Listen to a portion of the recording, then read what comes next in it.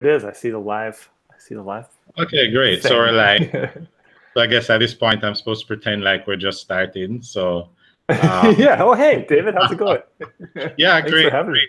great, great. I meet you, Jake. Yeah, great Uh, to meet you too. so I have a few questions. I sent you a couple prep ones. Hopefully, you might have gone through them, so you're not absolutely surprised by anything. Uh, so let's start with you in less than a minute. Okay, me, unless like sort of my story in less than a minute. Um, yeah, so I've been a designer. I've been Yeah, is that possible? Yeah, I think so. I think so. I'll set a timer. I actually have a time timer right here, so maybe I can time myself. I've been a designer for a long time. I started building software kind of for fun when I was just making games and stuff when I was in middle school. So, 12, 13 years old. And then I went to go work at Microsoft when I got out of college. I went to work at Google and worked at Google for altogether 10 years, including 5 years at Google working on Gmail and stuff, 5 more years working at Google Ventures with startups. And for most of that time, I was doing this design sprint process. I created it at Google in 2010. And so since we're here to talk about design sprints, that's probably the most interesting part is the since 2010 part when I was really experimenting with this method, getting it to the point that it's at today when I put it in the book, and bringing me up to today. Today I no longer work at Google. I'm kind of writing mostly full time and teaching the sprint process and helping teams around the world kind of get started with it. Right, and you're writing an adventure series. That's what based on a research. What? Yeah, one. I mean, yeah. Well, we'll see if it turns into a series. We'll see if anybody will publish the first one. That's the key to unlocking the series. But yeah, That's so I've been working on that for a while, and I'm just finishing up that book, and we'll try to get it published. And then I also have a book coming out in September with one of my co-authors from Sprint, and that book is called okay. Make Time, and it's kind of about uh, for individuals, not for teams. It's not so much of a business book. It's almost like a self-help book. It's about how to make time in your day, each day, for something that's important to you, and kind of with all the distractions that we all have and all the busyness that we all have, how to make a little bit of time for something that matters. So that's also the other book project. That's interesting. I think my daughter will prefer the adventure book. Yeah, me too. Honestly, I mean, I should say I have four daughters. oh, I hear wow. you're from a big family, so Yeah, I have four sisters and two brothers, so I know what I know a little bit of what that's like for yeah. them. I have two sons. How old are your daughters? So the eldest is 17 and the 17. Okay. youngest is 2. Two. Oh man, wow! You've got busy times. You've got everything going on at once. Yeah, Wow. So yeah. yeah. Okay. And also in the middle of spinning up this new project, Incrementic, Yeah. which is the customer experience sprint. Yeah. Yeah. I've read your post and I thought it was really cool. Actually, Nice. It's really exciting to see when like when I'm always interested to see how people will modify the design sprint, because for me it was kind of looking at how are we building products and how can we modify it. So whenever somebody's interested in modifying it, they're like thinking about things. We're doing the same thing, and it's always interesting to see how it's modified for when you say like, what's going on here in Jamaica? This is what makes sense for us. And I've seen a really good post about a team modifying design sprints in Japan. They're saying, here's what's going on in Japan. Here's how we modified it. Yours is up there. It's just like the most interesting sort of well thought through adaptations. And it was fascinating for me. So it's a great post. If people are watching this and they haven't read the post, definitely check it out. We should put a link to the post, like right. maybe here or here or something. Yeah, somewhere on the screen. But this is an interview about you, right? So that's right. Okay. So introvert or extrovert? Oh, depends. Depends, actually. I'm very extroverted when I'm in like a meeting setting, or if I'm talking to a group, I'm very comfortable there.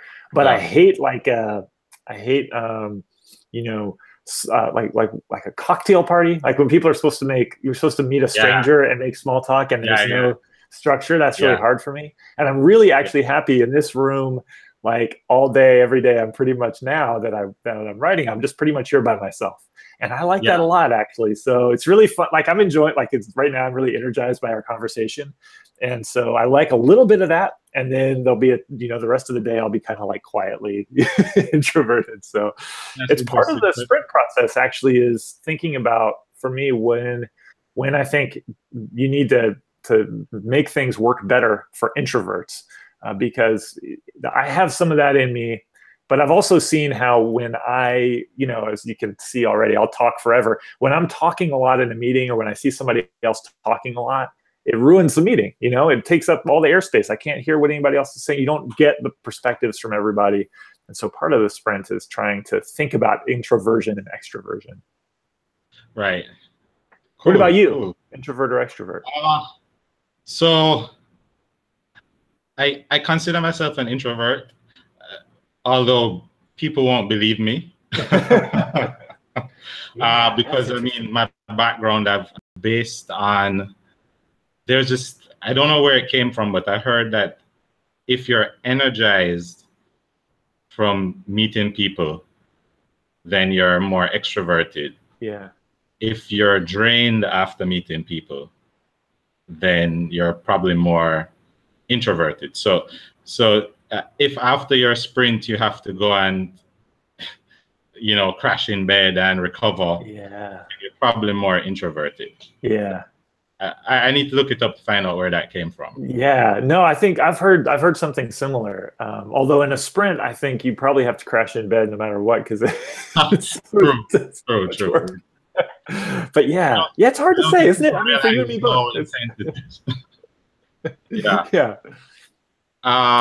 So my motive here is to get your perspective on how design sprints intersect with customer experience. So I've read about the Blue Bottle coffee experience, working with Slack onboarding and the hotel delivery robot. And I actually started wondering, isn't it always about customer experience, product service experience design? Yeah. I mean, I think that one of the things that's took me a long time to realize, it's not until I was doing a lot of these sprints and working with different companies, because for years I was working on products, building products myself. And when I was in those situations, building the products, it made sense to me that, okay, my job is to design the product. And so that's this thing. And then there's the engineers, and then there's the marketers, and then there's, customer support, and the customer experience is something that happens like out here when they get the product. It all seemed like different things, sort of. Doing the sprints has really showed me that every product is its marketing. Every product is the experience that the customer has with the product. And those things actually, they often are things that are afterthoughts. You think about what's the technology or the business opportunity. A lot of times that's where we start when we're building products. But it's actually that ending point is the whole thing. That's actually what matters. And that's where the products succeed or fail, is in that state when the customer has it, whether the customer understands it or not and even picks it up in the first place. So the design sprint is I always encourage people, although I don't, a lot of people don't realize this. And in fact, they might even run the sprints and not realize it, because it's kind of, you don't want to make people have to change their mind about too many things before they run the sprint. But yeah, the reality is that the customer experience is everything. And in the sprint, you sort of, without telling people, that's where you get everybody to focus, is on the customer experience. So what would you say would be the best example of, just off your head, like the ones that it's really customer experience is critical?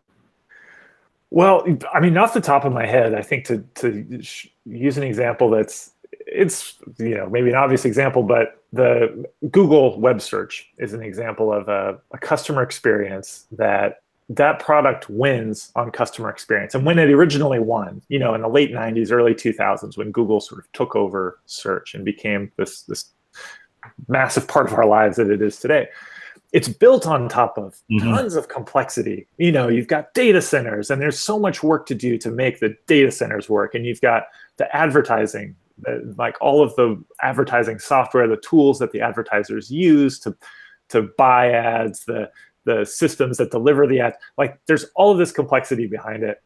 Everybody's optimizing there's all this stuff that happens, but for the customer, it's a box. You type in a word, you get back great results. And that experience is why Google wins. If the customer doesn't have this simple tool that they can use that gives them great results, that helps them accomplish this goal that they're setting out to do, they're going to use something else. You know, I mean, something else would have come along or will come along to take its place. It's all about the customer experience. There's a ton of complexity. There's a ton of other things that need to be figured out, but fundamentally, it's just all about delivering that great result fast and predictably. And I think you can apply that same kind of thinking to everything. There's all kinds of complexity to building a product, whether it's, you know, like in the example of Blue Bottle Coffee, they have to buy the beans, they have to roast the beans, they need to get the beans to the cafe or deliver them to the customer then has to make them. It's all this stuff. But the experience is fundamentally like, did I find something that tasted good to me? You know, when I drink the cup of coffee, do I feel good about it? Yeah. Does the price seem fair to me? You know, all these things that are just like, it's just, you're a human, you're experiencing the thing, and all that complexity doesn't matter. But when you're building the thing, you can't help but think of all the complexity. And I think when businesses fall down, they're thinking about the complexity first and just tacking on the customer experience at the end. Yeah. And what my big experiment this quarter is to validate that customer experience is enough of a pain to get people to run sprints. Yeah. Well, that's an interesting, you tell me how that goes. I'm fascinated to hear about it, because I think that it's what I've always found myself is that for a product teams in Silicon Valley, especially, you know, I mean, people are thinking about the business, and they are thinking about the technology, and they care about the customer experience. But it's usually the customer experience is when we get all these things fitting together, then, you know, what will it be like for the customer?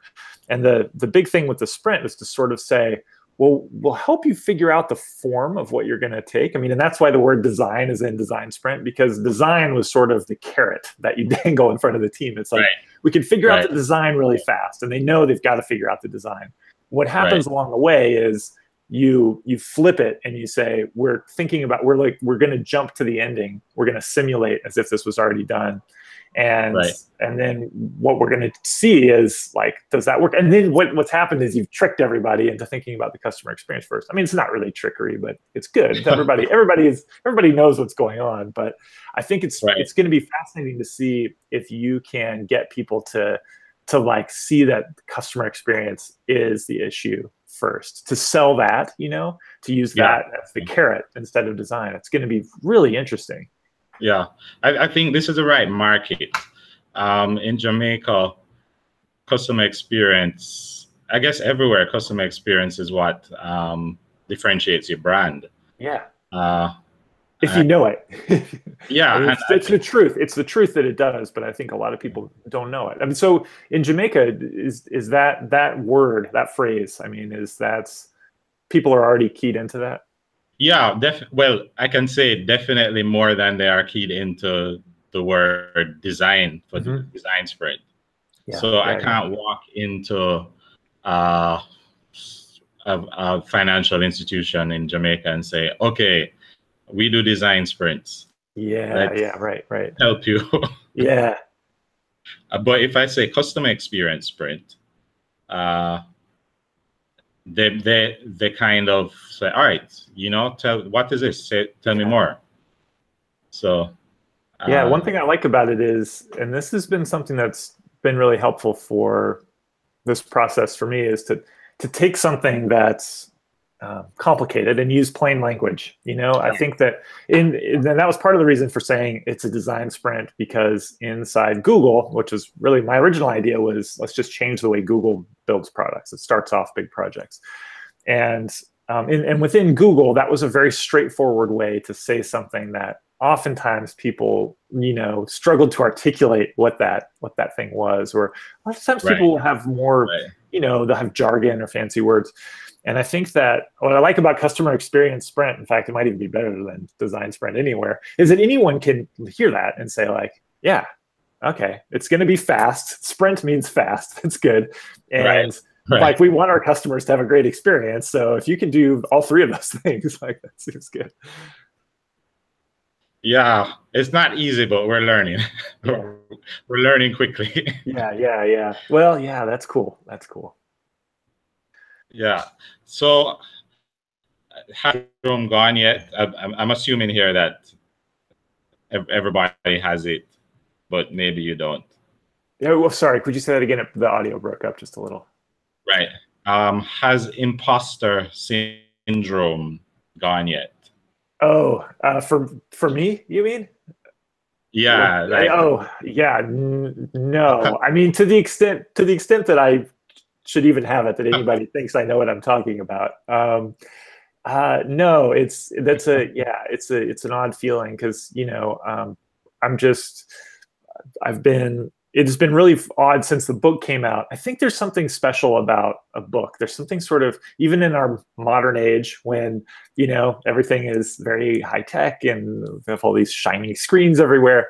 There's something about a paper, a book being a physical object. And I understand because I have it too. When I read a book, I'm like, oh, this is like serious, But now I know, like, I'm just this guy who like wrote this book. Like, there's no real reason why you should think this is so special. So it is funny to sometimes to meet someone whose first experience has been like they read the book, and then if they meet me, they're like, oh, you're an author, and I'm like, okay, but I'm just this guy, like,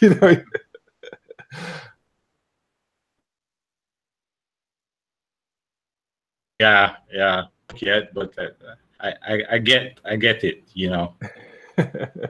And you've invested some time and you put your experiences together and to people, so it makes a lot of sense.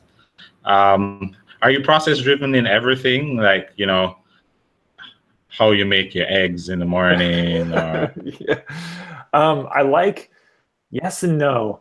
I like routines a lot. So and I think everybody does, though I don't think that's special to me. I try to make processes for the things that are the hardest for me. So honestly, if you walked around my home or you just followed my day-to-day life, you'd think, God, this guy's a slob most of the time. Like, what's he doing? It doesn't seem like the person who would have this long checklist for how you do your work. But there are parts of my work, parts of what I do day to day that I do need to have process for. And I'll show you an example. I have a very particular way of making a checklist. And so, for my to-dos, keeping track of what I have to do.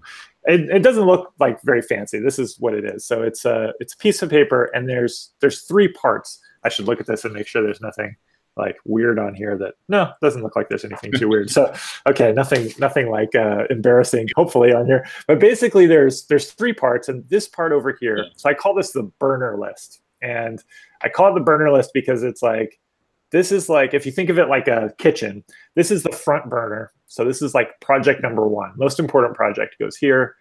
This is the back burner, so the second most important project. And this is miscellaneous. This is like the kitchen sink. So anything can go in here. So basically, and you can see like there's all this blank space over here. It's really weird. This is the most important spot, but there's only two things on here.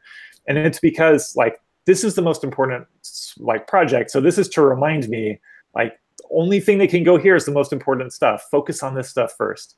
And then there's room for like one more kind of, side project. And so some stuff can go there, and then everything else has to go in here. And if I don't have room on here for a task, then that means it helps me know like I just can't do it. Like I don't have enough time or, energy or whatever to do something that doesn't fit on there. And every time after I've crossed off a few things, I'll make a new one, and I'll decide each time what's the most important project to go on the left and what's the second most important project. I'll change it, every time I start a new piece of paper. But I found that for me, I have to have that, or I work on the wrong things. And all of these processes for me are because I'm just like I have so many problems getting, the things done that I want to do, or paying attention to the things I want to pay attention to. And so I have to use these systems to just kind of get me to focus. And that's really where the design sprint came from, was me sort of just struggling and trying to figure out, like, how can I get this right? It wasn't like, I know how everyone should work. It was more like, what is my deal? Like, how can I get stuff done? But I found that's a good way to go. I mean, I much prefer to speak to someone who's saying, I'm trying to figure this out. Can you, for example, if I'm even when I'm trying to sell the customer experience sprint, I will ask someone, who's the right person to speak to? Could you help me? This is something we're working on. Put me in touch with this person and we'll have a conversation. That feels a lot better than, I'm the authority on this. Yeah, totally.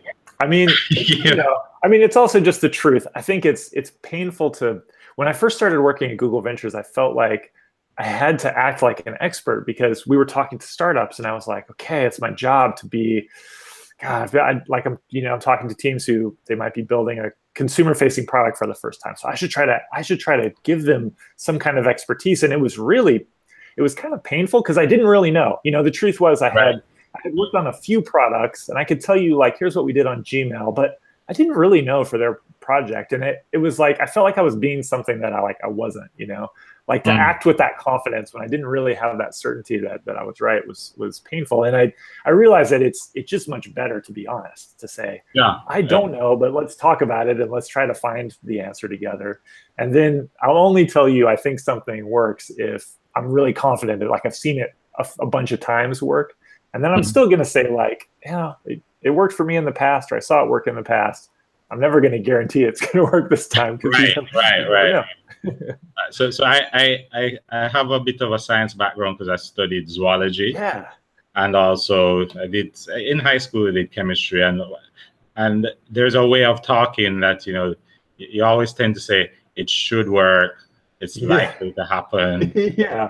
Which some people find that very difficult to hear.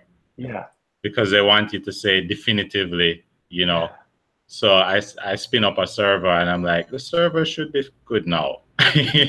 Well, that's an interesting thing about, I think, I don't have a science background, but at Google, the culture, and I came from Microsoft, which didn't have the same culture. At Google, the culture is very much about, like, sciencey kind of words. It was science-ish. Like, they talked about experiments, talked about, do you have a hypothesis, this will work, how are you going to prove it, what's the data show? And I found that was so helpful to me in my life to say, like, I think the obvious example is, like, I've dropped this pen like 1,000 times. Like, if I drop it the 1,001st time, probably is going to go down. But, like, you never know. You never know. And it's a healthy way to go through life, to act like we don't know, especially with, if you're building products and you're thinking about customer experiences today. The world changes so fast, and what people expected yesterday may be different than what they think today. And so if you get too locked into what worked last year, what worked in the past, you may be caught off guard by what works now, or what doesn't work now, and what people's expectations are now. And that's a crazy thing, because people nowadays often think, well, this guy built X product, so using the exact same formula, it will work for us. Or he'll build the same thing for us and it will have the same wild success. But that doesn't really make sense from the perspective of, data and testing and seeing whether it actually flies with your audience. So there's so many things that go into making any product, but I mean, a successful product, all the elements that add up to success. And it's very hard to say, you do this exact same thing, it'll be successful again. So that's why when I'm talking to people about sprints, I always say, we'll learn something. We will learn something by the end. I don't know if it's going to be successful. A lot of times it's not, but you'll be better off because you learned. It's a kind of an experiment. It's a kind of a scientific experiment. We'll form a hypothesis. We'll test it at the end of the week. We'll have some data. We'll know more than we did, but And that's better off than you'd be otherwise, but it's not. Yeah, it's not 100% I guaranteed. think that's the hardest sell. When I'm honest and I say that, it's almost like, well, should we really do this thing? Yeah. You're telling me this might not work, and Yeah. you're also handing me an estimate of what's going to cost to do something that might not work. Yeah. It's hard. It requires a mindset of, people feeling like that's good. They have to also be sold on that that's good. And I've talked to a lot of people who, you talk about the design sprint or, customer experience sprint. You talk about this idea of running an experiment like this, working in a different way for a week. And they say, they're not interested. I think there are people for whom it is exciting and interesting, and there's people who are not interested in it. And, unfortunately, it's hard because it's a lot of times you pitch it and people are not into it. But what's good about it is it tends to filter for the teams that are ready to do it. So people who are open to doing it and decision makers who are open to working in this way. Self-selecting. It's it usually means that you'll have a good experience. You'll get into an organization that works well. Right. The first part is hard. Yeah. So a big tangent. Some more research. Your wife proposed to you. Yeah. Oh, yeah. You have done a lot of research. Yeah, she did. Yeah, that was she caught me off guard. I didn't know that she was serious at first, actually.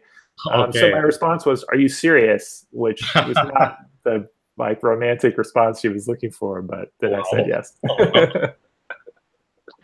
That's interesting. Now you got married at 23. I got married at 22. Oh yeah. So yeah, you and me, yeah.